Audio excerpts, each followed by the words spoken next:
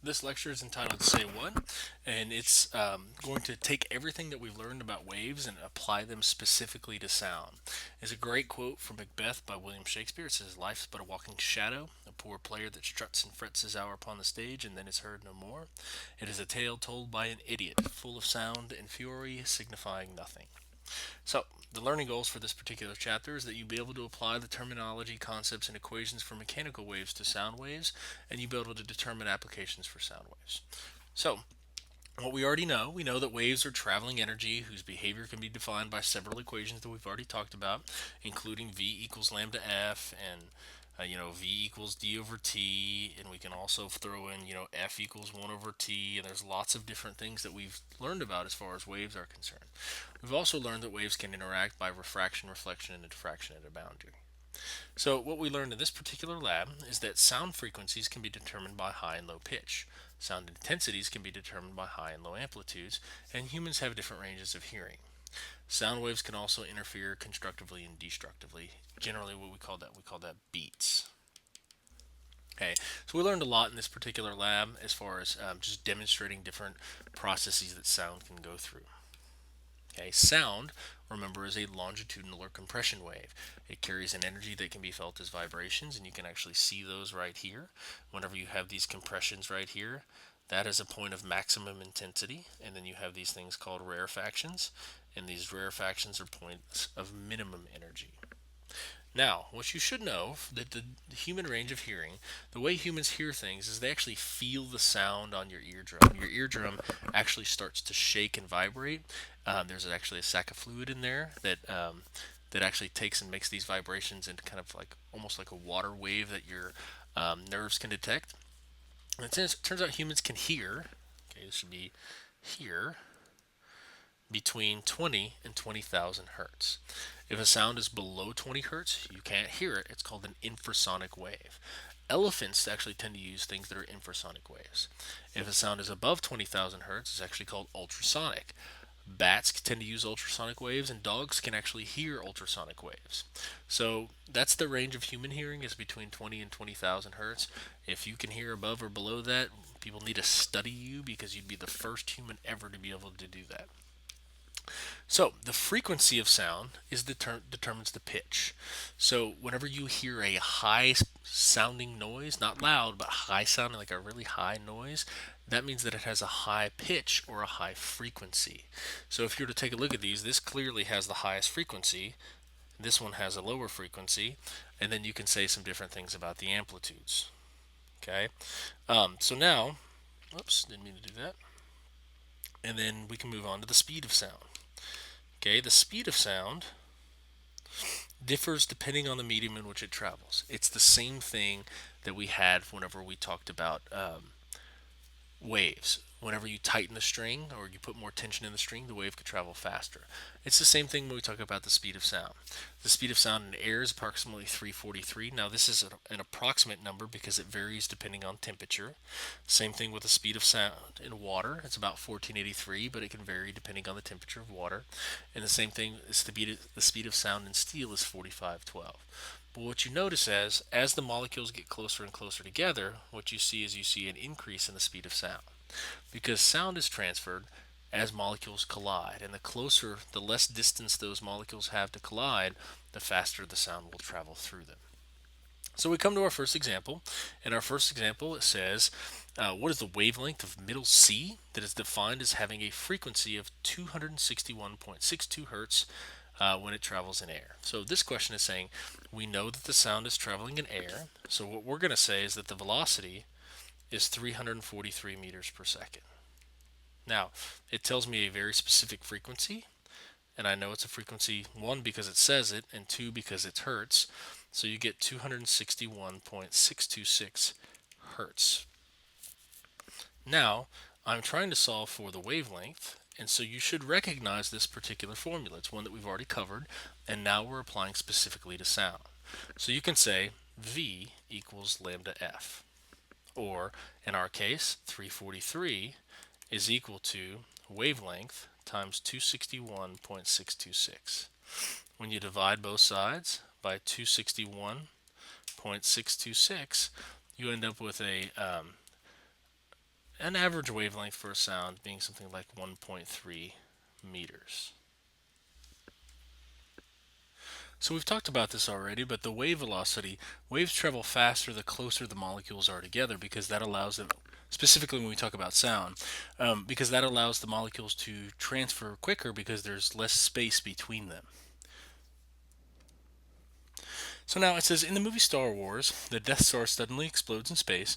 Explain why you can see but not hear the explosion. Okay, in this particular case, we know that the Death Star is actually in space. Okay, space is a vacuum. It's a vacuum because there are no air molecules, no solid molecules, no gas molecules, no liquid molecules in the way. Sound requires contact between molecules in order to transfer the sound. So the reason why you can see it but not hear it is that light can travel in a vacuum, but sound cannot. In the second example, it says gold has a density of 19.3 grams per centimeter cubed, while silver has a density of 10.5 grams per centimeter cubed. Which would you expect to have the greatest speed of sound? Now, what we would expect to be is the one that is more dense to have a greater speed of sound, because we would assume that the molecules would be closer together, hence the higher density. Because remember, density equals mass divided by volume. Okay, so what we're saying is there's more mass in a smaller area, and our assumption in this case is going to be that the molecules are closer together. Now, it turns out that actually silver has a higher speed of sound, so our answer was not correct based on our assumption. And the reason for that is that the atoms are closer together; they're just not as massive. So there are more silver molecules present. Okay, they're just not as massive as the gold ones. So it's kind of an interesting question in the sense that our expectation would be that the one with more density would be the one that would have more molecules closer together and therefore would have a greater speed of sound.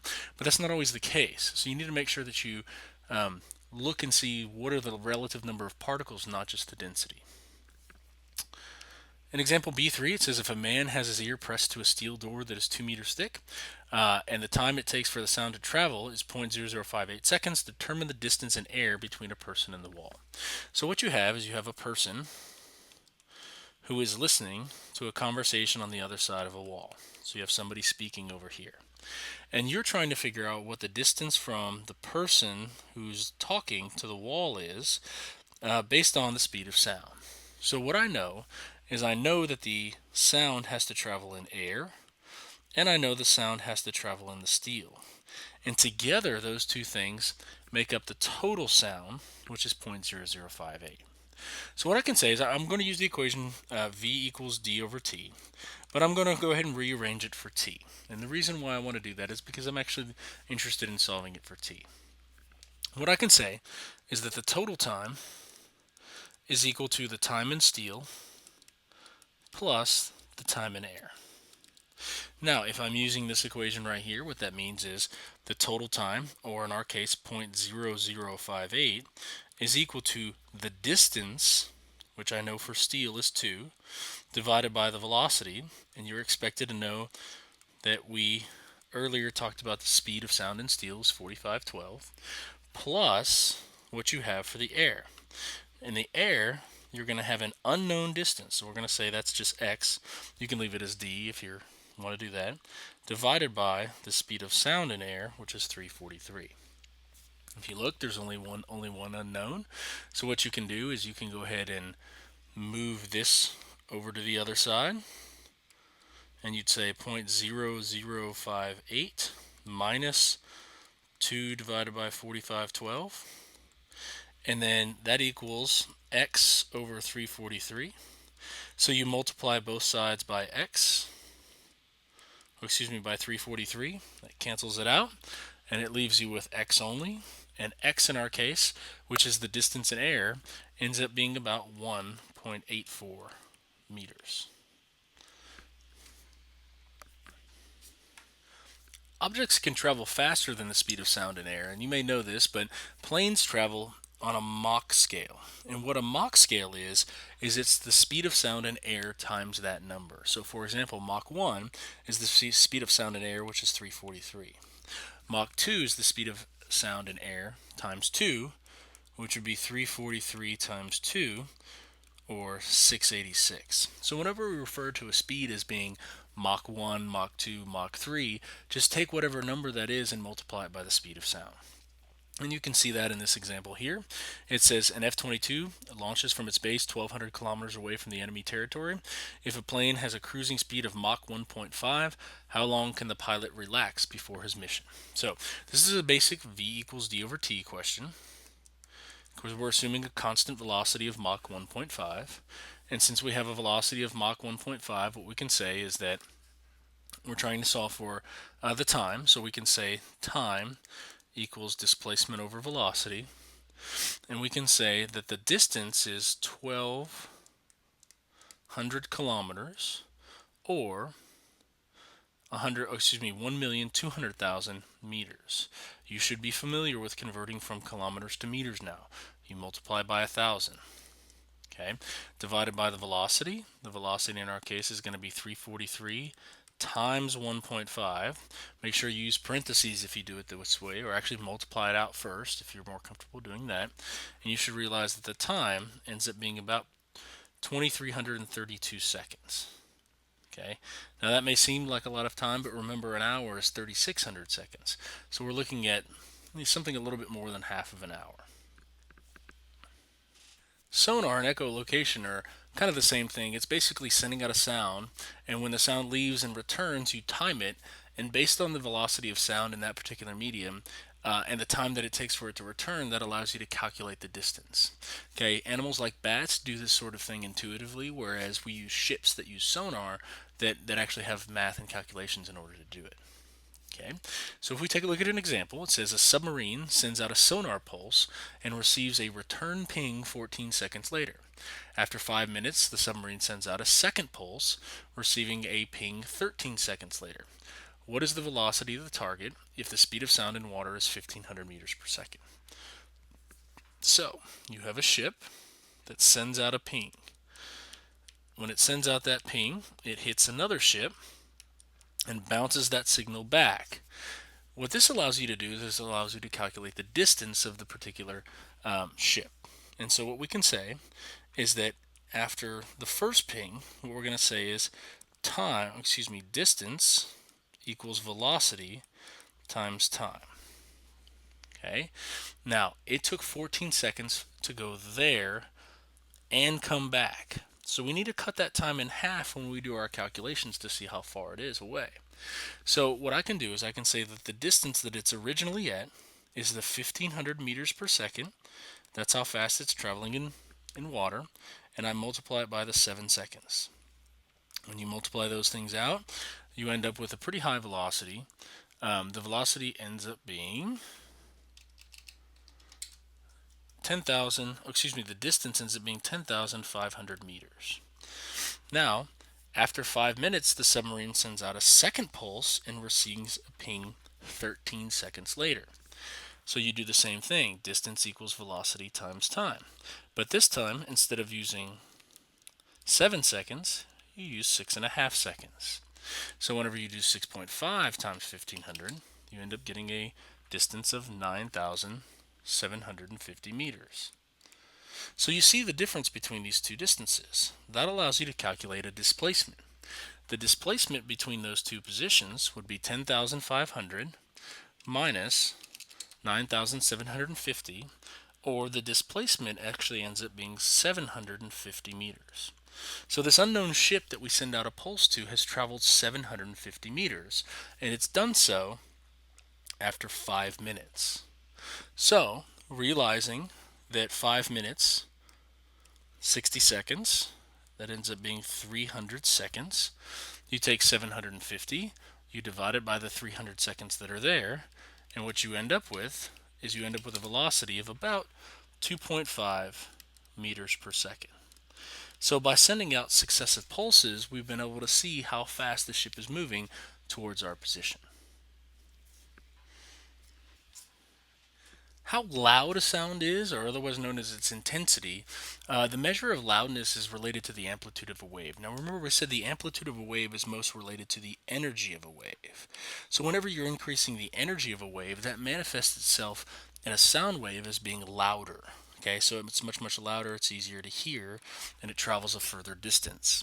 Okay, now it does not mean when you increase energy or whenever you increase the loudness that the wave travels any faster. Okay, that's kind of a misconception that people have. The speed of sound is determined solely by the medium in which it travels. So, which of these waves will be the loudest? If you know that the amplitude of a wave is the one that determines how loud it will be, this is your obvious answer. The one with the greatest amplitude is the one that is going to be the loudest.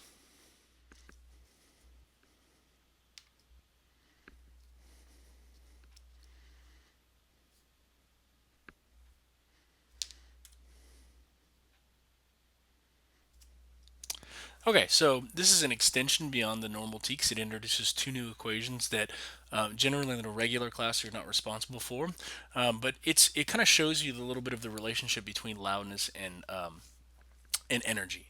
So what we have here is the first equation is the intensity. Okay, this is this I term. Intensity is equal to the power divided by 4 pi r squared. Now the reason why you have 4 pi r squared there is you actually have the value. That's the surface area of a sphere. Now remember, sounds are emanated in all directions. So you have a sphere of sound that is produced, and this 4 pi r squared represents the area, the surface area of that particular square. So now if you take the power of a sound wave, remember power is energy over time, and you divide it by the area, you get a term called the intensity. Now, after intensity, what you have is intensity is really hard to kind of distinguish. It's hard to relate that to human perception. So what we have is we have a second calculation, which is called loudness. Now, loudness is it allows you to kind of put it in terms of human perception. And what loudness is it's actually measured in decibels. And you see that here. Intensity is measured in watts per meter squared. You never see any sort of sound listed in watts per meter squared, but you do see them listed in decibels. So what this is basically conversion. You take the intensity and you're converting it to a logarithmic scale. And that logarithmic scale allows us to talk about sound in terms of human perception. But basically, you're taking the intensity, dividing it by a number, and taking the log. So there is no other variable that's associated with it. As you increase the intensity, you increase the loudness, and there's nothing else that it depends on. So it's just like converting between miles and meters. It's just a little bit more complicated conversion. So, in the first one, it says, what radius should a listener be from a 200-watt speaker if they have orders from a doctor to limit their hearing to less than 100 decibels? Okay, so if you look in this particular case, I'm given a decibel reading, which is my loudness. So I have 100 decibels as my loudness. Now remember, the only thing variable in that equation is loudness and intensity. So by having the loudness, that allows me to actually calculate the intensity. So what I would say is I would plug in. I would say I have 100 decibels. I have 100, and that equals 10 log 10 of the intensity divided by 1 times 10 to the minus 12th. Now you notice right away you can divide both sides by 10, and when you do that you get 10 equals log 10 to the I over 1 times 10 to the minus 12th. Now you may not be as familiar with this, but you should have learned this in Algebra 2. But if you're not familiar with it, you can get rid of a log by taking 10 and raising it to that. What that'll do is that'll actually cancel out the log. So this term actually cancels out. But what I do to one side, I have to do the other. So the left side of the equation actually becomes 10 to the 10th. Or a lot of times we express it as 1 times 10 to the 10th. And that equals I over 1 times 10 to the minus 12th. And so now you can multiply these two values apart and you can get the intensity. And the intensity actually ends up being 1 times 10 to the minus second watts per meter squared. Okay, and you look at that and you're like, okay, well that's a really small number. The intensity values actually tend to be very, very small. So let's take a look and we'll plug it in and say what radius should a listener listen to. So the radius that the listener should listen to is going to formulate according to the equation intensity is equal to P divided by 4 pi r squared. Now if you look at this, we can enter our values in and we can say 1 times 10 to the minus second equals, and then our power is going to be 200 watts divided by 4 pi r squared. So what I'm going to do is I'm going to change the places of r squared in this by multiplying both sides and dividing by. So you're going to end up getting r squared is equal to 200 divided by 4 pi 1 times 10 to the minus second. Okay. Whenever you enter this into your calculator, you're going to get a value that's you can't forget to take the square root of because it's r squared, and the radius ends up being about 40 meters. So you have to be pretty far away from a 200 watt speaker if you're going to limit your decibel rating to 100 decibels or less. In the second problem, it says what is the loudness of a trumpet that is observed to have 100 watts of power when 15 meters from the source. So we're going to work this one kind of in the forward direction. We're going to do P equals, I equals P divided by 4 pi r squared. We have 100 watts of power divided by 4 pi and then 15 squared, and that will give us our intensity value. Okay. When you plug everything into your calculator, you should get an intensity of about 0.0354 watts per meter squared, and that is your intensity. Now you can convert it into a scale that's relative to human perception, and you would plug it in. You would say the loudness is equal to 10 log 10 of the intensity, which in our case is 0.0354, divided by 1 times 10 to the minus 12th. And then you would enter that in your calculator, and when you do that, you get a loudness of 105 decibels. And one of the things that I want you to realize is, although the stereo speaker was 200 watts and the trumpet was 100 watts, the decibel reading is it's not much higher, but it is higher on the trumpet because of the fact that it is that much closer than what we had here. So the distance has a big part to play on your ears and what sound you perceive. That's why there's a lot of concern as far as earbuds are concerned, because they actually take the speaker and they move it closer to your eardrum. And by reducing that distance, you dramatically increase the decibel rating of a lot of iPods and those sorts of things. And you can dramatically increase the damage to your ears that would result. So we know that waves interfere with each other, and whenever they interfere, they can produce constructive or destructive interference as a result of that. Now, specifically with sound, you have to deal with something that is called beats. And what beats is it's the interference between two frequencies that are just slightly different. So if you think about somebody singing and the person next to them singing slightly off key. And we all know that that sounds different to our ears. When we hear things that are slightly off of key, you hear this kind of, it's almost like a warble sound. And what that is it gets slightly louder and slightly quieter as it goes. So when it gets slightly louder and slightly quieter, we call that a beat. And you can calculate the beat frequency by saying, okay, what is the difference between the two frequencies? If you subtract the two frequencies, that'll allow you to calculate how often a beat occurs. For example, if you have 1,000 hertz and you have 999 hertz, the beat frequency would be 1 hertz, which means you would hear one beat every second. So the next example, it says a student is late for a concert and does not warm up with his classmates. During the concert, while playing a high F, the student notices a beat frequency of 3 hertz. What is the frequency of the student's flute when playing a high F? So there are actually two possible answers here, because remember, what we have is we have the beat frequency. The beat frequency is 3 hertz. And we have the original frequency, which is 2793.83 hertz. But remember, this is an absolute value. So because it's an absolute value, there are two possible answers. One in which the answer is plus 3, and one in which the answer is minus 3. So because of that, when you take that into account, the two possible answers would be 2790.83 hertz and 2796.83 hertz. Another result for sound waves whenever you have constructive or destructive interference is the concept of resonance. And resonance is whenever you have force vibrations that match the natural frequency of vibration. So if you remember when we talked about matter, we said that solids move back and forth pretty fast, but they still move back and forth, so they have a frequency of vibration. If you happen to hit a solid object at the same frequency at which it naturally vibrates, those vibrations increase. The oscillations get larger and larger due to a concept called resonance. What resonance is it's runaway constructive interference.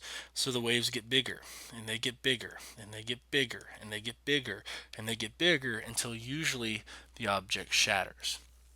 So resonance is a really important phenomena to deal with whenever you talk about things like instruments.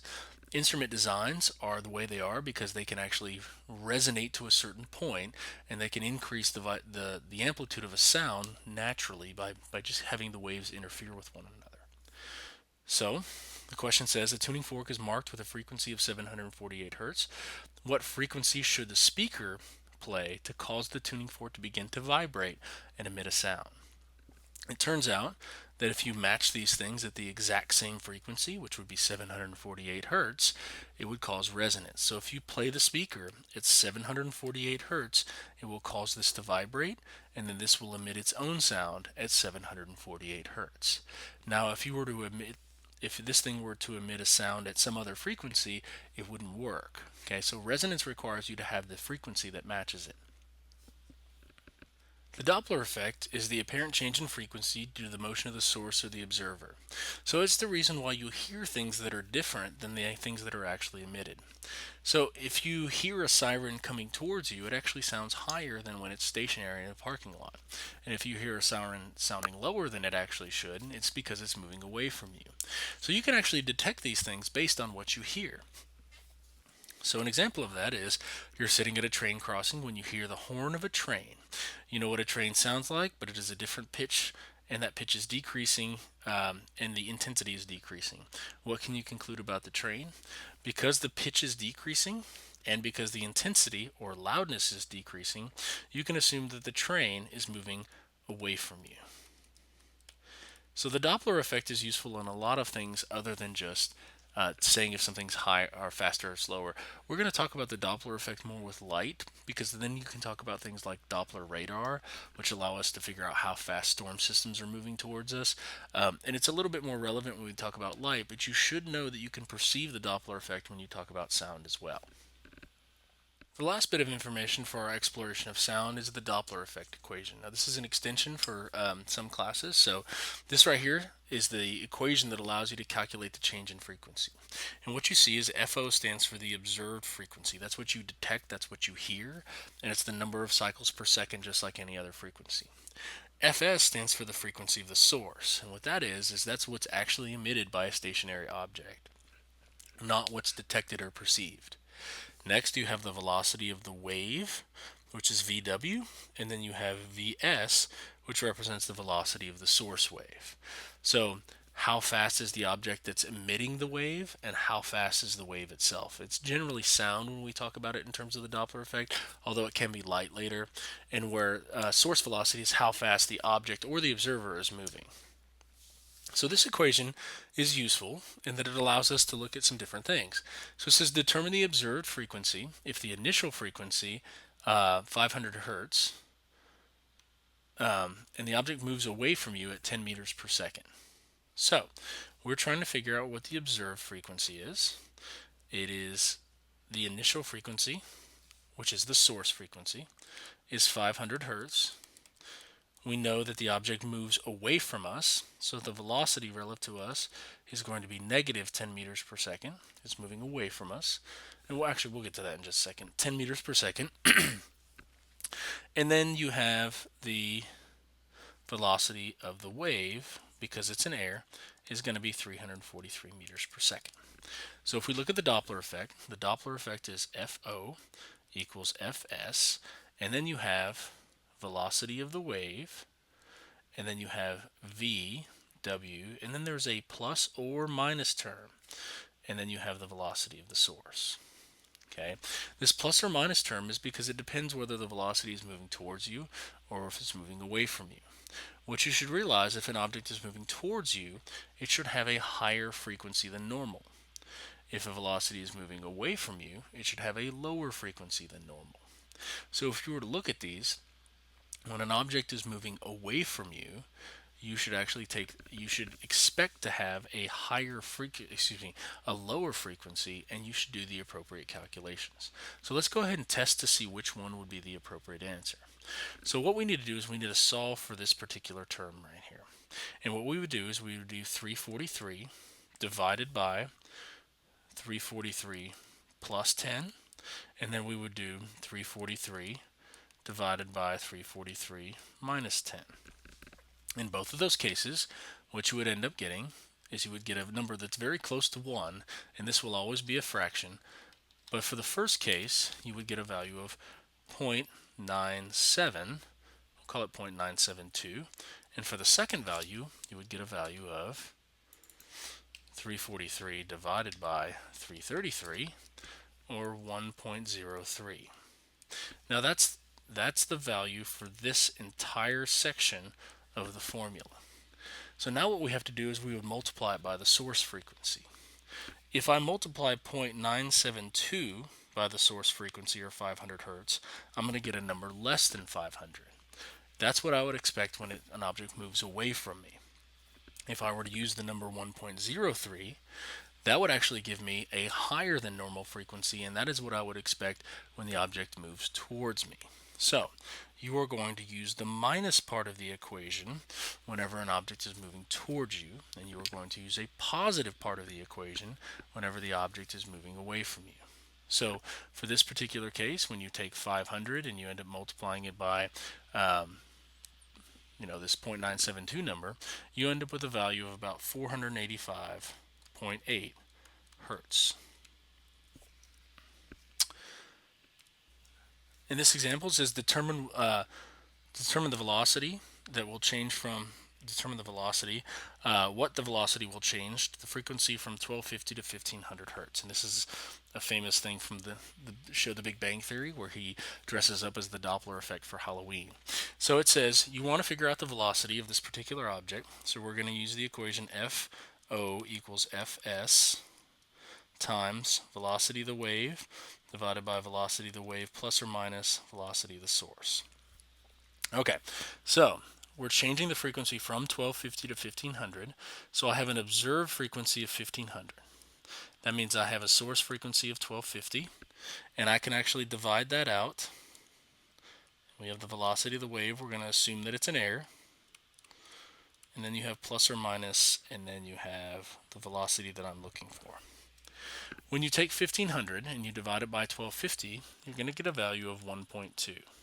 So you have 1.2 equals 343 divided by 343 plus or minus V. At this point, you can go ahead and figure out that it's going to have to be minus V. Okay, the reason why it's going to have to be minus is that 343 plus anything is going to give you a number smaller than 1, and so that's not possible. So now we know it's 343 minus V. And at this particular point, you can cross multiply, because 1.2 over 1, cross multiply, and you can solve for V. And when you do that, you should get a velocity of about 57.2 meters per second. The last thing is there are a lot of uses for sound waves beyond just communication. Communication is the obvious one because we use it to talk and listen to music, those sorts of things.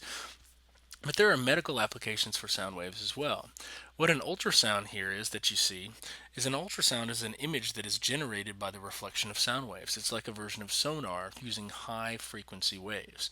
Now those high frequency waves are above what the human embryo can detect in terms of sound waves, so that it doesn't damage their hearing.